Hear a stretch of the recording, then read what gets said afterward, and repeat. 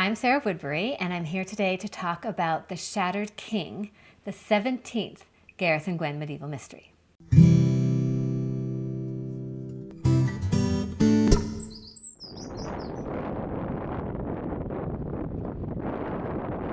So I'm super excited to talk to you today about this book. I loved writing it. I'm pretty sure you're going to love reading it. I'd love to talk about the plot as well, but that would be spoilers. So instead, I'm going to talk about the history, which, let me tell you, is fascinating.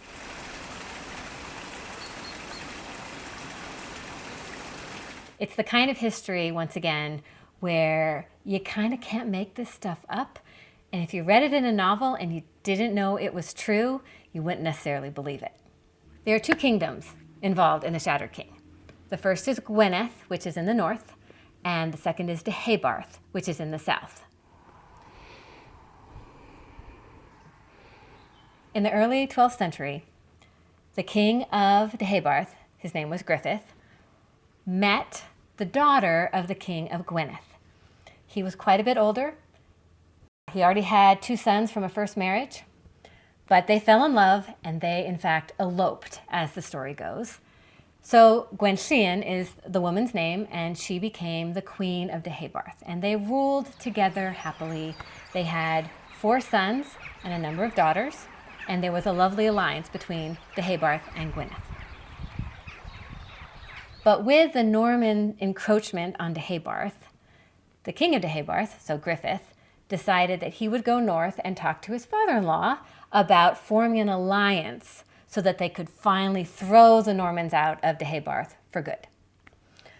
Part of the deal, while he was in Gwyneth talking about this, was that he would give the northern piece of Deheubarth, called Ceredigion, to Gwyneth, sort of as payment for their help.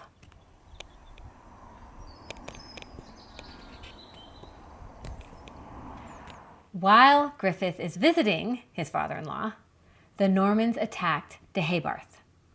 Gwen, being the queen of Deheubarth, puts together an army and goes to meet them. Unfortunately, she loses the battle and is captured and is executed by the Normans.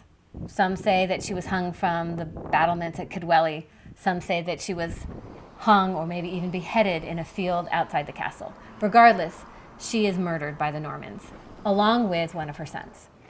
Another of her sons has already died in battle.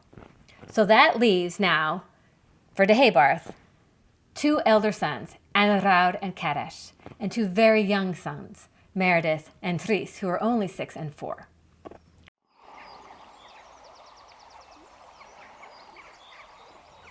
Back in Gwyneth, the news of this battle comes, the news of the murder of Gwen, and Gwyneth and Deheubarth come down in force and throw the Normans out of Deheubarth. So this is 1136.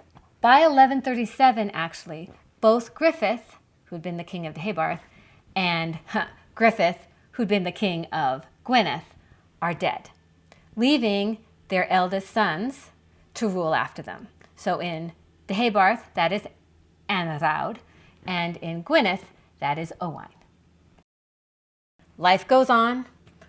1143, Anarawd and Owain do a deal where Anarawd will now marry a daughter of Owain. Remember, there's no blood relation there because it was Owain's sister who married Anarawd's father, but as a second marriage. So Anarawd travels with an entourage to Gwyneth for the wedding. On the way there, he is ambushed and murdered by Danes. And these Danes were bought and paid for by Cadwallader, the younger brother of King Owain. That story is the precipitating event in The Good Knight, which is the first of my Gareth and Gwen medieval mysteries.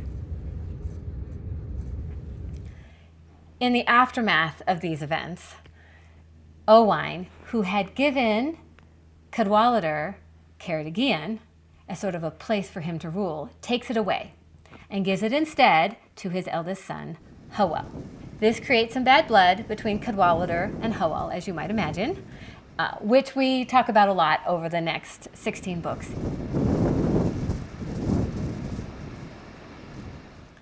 Another aspect to this murder of Anarawd, which makes Kadesh, the next younger brother, the king of Deheubarth, is that it was sort of a tit-for-tat thing where Cadwallader would arrange for the death of Anarawd so Kadesh could become king of Deheubarth, and Kadesh would arrange for the death of King Owain so Cadwallader could become the king of Gwynedd.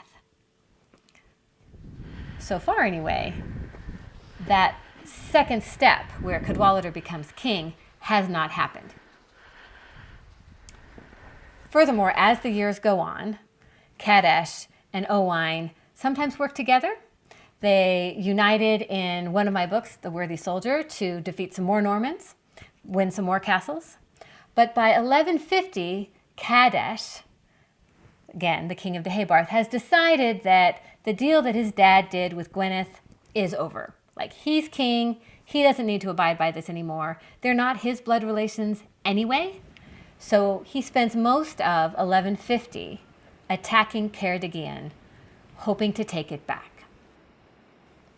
The subsequent events in the Shattered King are ones that nobody saw coming, and they changed the course of history not only for Deheubarth and Gwynedd, but for all of Wales for years to come.